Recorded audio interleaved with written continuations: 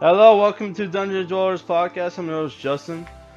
Today, for March Martial Arts Madness Month, we're reviewing House of Flying Daggers, which is a 2004 romance kung fu movie directed by Zhang Yimou, music by Shigeru Umebayashi, starring Andy Lau as Captain Leo, Zizi Zhang as Mei, who was in Crouching Tiger, Hidden Dragon, Takeshi Kaneshiro as Captain Jin, who is in movies like Red Cliff and what was it called? The Returner, which was a Japanese movie. He's in a bunch of stuff, and he was like the character model. He was used as the character model for the first Onimusha games, games, and you got Song Dan Dan as Yi. So the story for this movie: in the 9th century, the Tang Dynasty is weak and corrupt, and a rebel group called the House of Flying Daggers is their main opposition, which is a group that specializes in, you guess it, throwing daggers.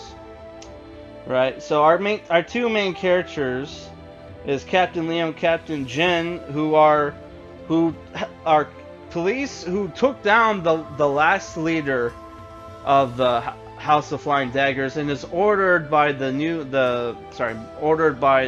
authority to take down the new leader in 10 days. So they hear about this new girl, this new suspicious girl in this hostess club. So our other main character, Jin, who's Takeshi Kaneshiro, goes in undercover, gets really drunk, meets the new girl, tries to snuggle her. Captain Leo shows up, stops him, arrests him. Tries to arrest the new girl. And the new girl is Mei, who's blind, and knows kung fu, which is weird. Tries to kill Captain Leo.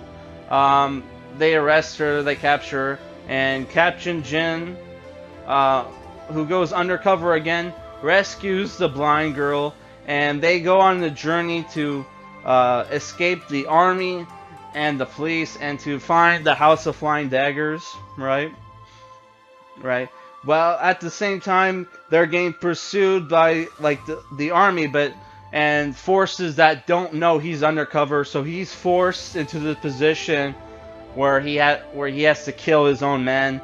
And at first, when he was with Mei, he was very flirty, but as they're going on this journey, she starts to grow feelings for him, while he was playing along.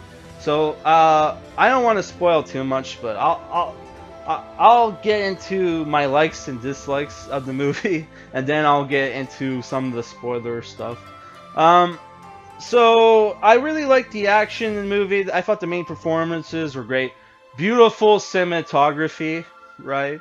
Beautiful cinematography and music. Not my problems with the movie was not a fan of the CGI throwing scenes, which the movie has lots of scenes where people are throwing CGI items at stuff and they're bouncing back around and stuff. Was not a huge fan of that, but overall I thought the movie was great. What my problem is later on in the movie, and this is where we're going to get into spoilers, but other than my problems from the movie, I really enjoyed the movie, and I thought this movie, I was going to give it an 8 out of 10, but there is some dumb stuff in the movie. So I'm going to give it a slightly lower grade, a 7.5 out of 10. Haven't decided what we're going to review next, but so I'm just going to go into the spoilers. So it turns out you get, just like in a lot of Asian romance films, you got like a love triangle. It turns out that the blind girl is not blind at all, which is like no shoot, Sherlock.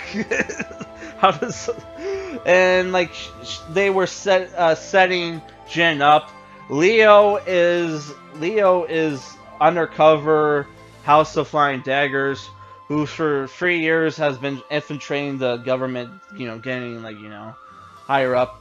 Um, he tried after meeting up with May again, which is his long lost love that he hasn't seen in 3 days. He is reunited with her, and he discovers that she is in love with Jin, which there's this great scene. It was like I've there's this funny not sorry. There's a great line in the movie. It's like I've loved you for over 3 years, and like you've known him only for 3 days, and like yeah, he tries tries to make love to his girlfriend, and turns out she doesn't love him back anymore. So he tries to do the one thing you're not supposed to do. The Mike Tyson, I'm gonna F you till you love me. When he tries to snuggle her, he gets a dagger thrown in his shoulder and cucked by two women. It's like, you must not force women. Go back now. And she gets reprimanded for not returning his affections and is given a test of loyalty to free Jin. Not free Jin, kill Jin. She lets Jin go. They make love. They go their separate ways. She gets a dagger thrown at her heart and it plays dead for a while, but it turns out it's still alive by Captain Leo. And Captain Leo and Jin have this great duel. And the duel is somewhat ruined when it just starts snowing out of nowhere. We saw previously in the movie, and they said only 3 days has passed.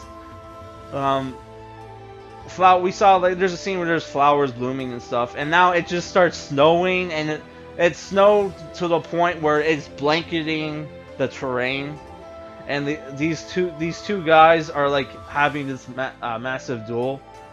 And it's just like, is the snow like a metaphor, or is it really snowing?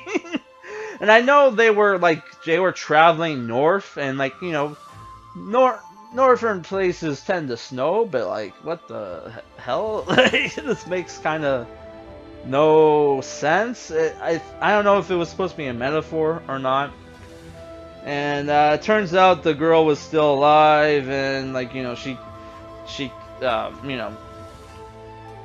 there's this like Mexican kind of standoff between Jin, Leo, who has a dagger, and her, where she pulls out her dagger that was in her chest to try to kill Leo, who was going to throw another dagger at Jin, and she ends up missing, and turns out he didn't even throw it at all, and she dies, and like he just wanders off, right?